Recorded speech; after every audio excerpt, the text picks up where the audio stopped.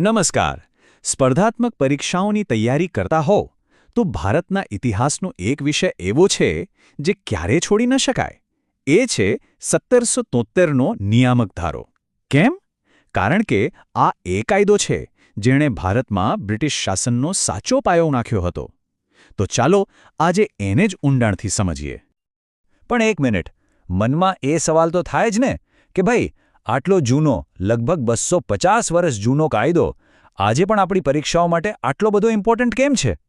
આ સવાલનો જવાબ જ આખા ટોપિકની ચાવી છે. ચાલો એને જ શોધીએ. તો સૌથી પહેલો સવાલ, આ કાયદો લાંબો જ કેમ પડ્યો? શું એવી મજબૂરી હતી? જુઓ, આ કોઈ નાનો મોટો સુધારો નહોતો. આ તો એક જબરદસ્ત સંકટનો જવાબ હતો. ઈસ્ટ ઇન્ડિયા કંપનીનું શાસન એટલી હદે અંધાધૂંધીમાં હતું કે બ્રિટિશ સરકારને લાગ્યું કે હવે તો વચ્ચે પડવું જ પડશે. વિચારો તો ખરા, જે ઈસ્ટ ઇન્ડિયા કંપની આખા ભારતમાં વ્યાપાર કરીને આટલી બધી શક્તિશાળી બની હતી, એ કંપની ખુદ નાદાર થવાની કગાર પર હતી. હા, બિલકુલ, બેન્કરપ્ટ. પરિસ્થિતિ એટલી ખરાબ હતી કે એમની આર્થિક ગાડી સાવ પાટા પરથી ઉતરી ગઈ હતી. અને વાત ખાલી પૈસાની નહોતી. એની સાથે સાથે ભારતમાં જે કંપનીના અધિકારીઓ હતા ને, એમનો ભ્રષ્ટાચાર અને મનસ્વી રાજ તો જાણે ચરમસીમાએ પહોંચી ગયું હતું. કોઈને પૂછવાનું નહીં, કોઈ જવાબદારી નહીં, બસ પોતાનું જ રાજ. તો જુઓ, આ બધા પોઈન્ટ્સને જોડીએ તો શું ચિત્ર બને છે? એક બાજુ કંપનીની ડૂબતી નૈયા, બીજી બાજુ અધિકારીઓનો બેફામ ભ્રષ્ટાચાર અને ઉપરથી મન ફાવે તેવું રાજ.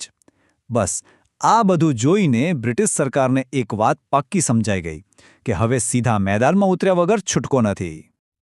તો આ આખી અંધાધૂંધીને કાબૂમાં લેવા માટે બ્રિટિશ સંસદ એક પ્લાન લઈને આવી, અને એ પ્લાન હતો રેગ્યુલેટિંગ એક્ટ, એટલે કે આપણો નિયામક ધારો.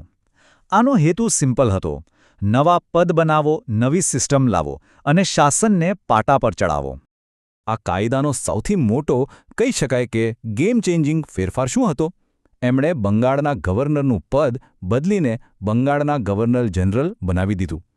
હવે આ ખાલી નામનો ખેલ નહોતો, આ તો સત્તાને એક જગ્યાએ કેન્દ્રિત કરવાનો સીધો પ્રયાસ હતો.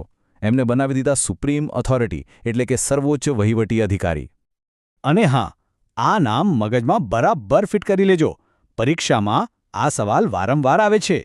કોણ હતા પ્રથમ ગવર્નર જનરલ? Warren Hastings. બિલકુલ ભૂલતા નહીં. હવે આટલી બધી સત્તા અને જવાબદારી કોઈ એક માણસ કેવી રીતે સંભાળે? એટલે જ ગવર્નર જનરલને મદદ કરવા માટે એક ટીમ બનાવવામાં આવી. એ હતી 4 સભ્યોની એક કાર્યકારી પરિષદ, જેને આપણે અંગ્રેજીમાં એક્ઝિક્યુટિવ કાઉન્સિલ કહીએ છીએ. ચાલો હવે આ નવી પાવર સ્ટ્રક્ચરને સમજીએ. આનાથી આખું ચિત્ર સાફ થઈ જશે. ટોપ પર કોણ? બંગાળના ગવર્નર જનરલ.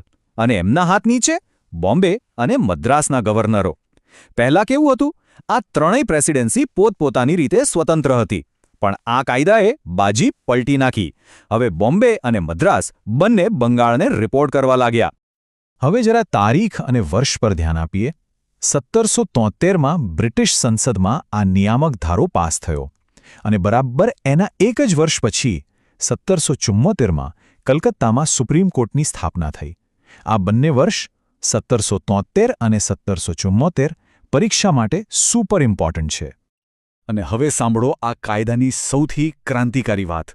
ઇતિહાસમાં આવું પહેલી જ વાર થયું. કંપનીના જે મોટા માથાઓ હતા, એટલે કે ડિરેક્ટરો, એમને હવે બ્રિટિશ સંસદને દર વર્ષે રિપોર્ટ આપવો ફરજિયાત કરી દેવાયો. બસ અહીંથી જ કંપની પર સંસદનો અંકુશ શરૂ થયો. આ એક મોટો ટર્નિંગ પોઈન્ટ હતો. સારું, તો કાયદો તો બની ગયો, લાગુ પણ થઈ ગયો, પણ પછી થયું શું? એનું પરિણામ શું આવ્યું? ચાલો હવે એનું વિશ્લેષણ કરીએ. એમાં શું સારું હતું અને શું ખરાબ, બંને પાસા જોઈએ. જો આપણે ઇતિહાસની નજરે જોઈએ તો આ કાયદાનું મહત્વ જબરદસ્ત છે. કેમ? કારણ કે આ બ્રિટિશ સરકારનું પહેલવહેલું પગલું હતું કંપનીના રાજ પર લગામ કસવાનું. એમ કહી શકાય કે અહીંથી જ ભારતમાં આધુનિક બ્રિટિશ વહીવટીતંત્રનો પાયો નંખાયો. પણ શું આ નવી સિસ્ટમ એકદમ પરફેક્ટ હતી? શું બધી જ સમસ્યાઓનો અંત આવી ગયો? જવાબ છે ના. એમાં પણ અમુક મોટી ખામીઓ હતી. આ કાયદાની સૌથી મોટી સમસ્યા તો એની ડિઝાઇનમાં જ હતી. સમજો, ગવર્નર જનરલને બોસ તો બનાવી દીધા, પણ કોઈ પણ નિર્ણય લેવા માટે એમની 4 સભ્યોની કાઉન્સિલની બહુમતી જોઈતી હતી. હવે આનાથી શું થાય? સતત પાવર સ્ટ્રગલ. ગવર્નર જનરલ કંઈક કરવા માંગે અને કાઉન્સિલના સભ્યો ભેગા થઈને એમને રોકી દે. આના લીધે આખું વહીવટીતંત્ર જામ થઈ જતું હતું. અને બીજી એક મોટી ગરબડ હતી. નવી સુપ્રીમ કોર્ટ અને વહીવટીતંત્ર વચ્ચે સત્તાની કોઈ સ્પષ્ટ લાઇન દોરવામાં નથી આવી. કોની હદ ક્યાં પૂરી થાય છે એ જ નક્કી નહોતું. પરિણામે અધિકાર ક્ષેત્રને લઈને વારંવાર ઝઘડા થતા રહેતા. ઓકે, તો આપણે ઘણું બધું સમજ્યા. હવે ચાલો આખા વિષયને ટૂંકમાં સમેટી લઈએ અને એવા મુખ્ય મુદ્દાઓ પર ફોકસ કરીએ જે પરીક્ષા માટે ખાસ યાદ રાખવાના છે. ચાલો એકદમ ફટાફટ રિવિઝન કરી લઈએ. 4 મુખ્ય વાતો યાદ રાખવાની છે. પહેલું, કેન્દ્રીકરણ, બધી સત્તા ગવર્નર જનરલના હાથમાં. બીજું, ન્યાયિક પ્રણાલી, કલકત્તામાં સુપ્રીમ કોર્ટની સ્થાપના. ત્રીજું, સંસદીય નિયંત્રણ, પહેલીવાર બ્રિટિશ સરકારે કંપની પર કંટ્રોલ કર્યો. અને ચોથું, સૌથી મુખ્ય વ્યક્તિ, પહેલા ગવર્નર જનરલ વોરેન હેસ્ટિંગ્સ. બસ આ 4 પોઈન્ટ્સ તો આવડવા જ જોઈએ. અને હવે અંતમાં એક સવાલ. આપણે જોયું કે આ કાયદામાં ઘણી ખામીઓ હતી. તો બ્રિટિશ સંસદને આ ખામીઓ સુધારવા માટે એક નવો અને આનાથી પણ વધુ શક્તિશાળી કાયદો લાવવો પડ્યો. કયો હતો એ કાયદો? જરા વિચારજો, કારણ કે એ જ છે આપણા ઇતિહાસનો આગલો મહત્વનો પડાવ.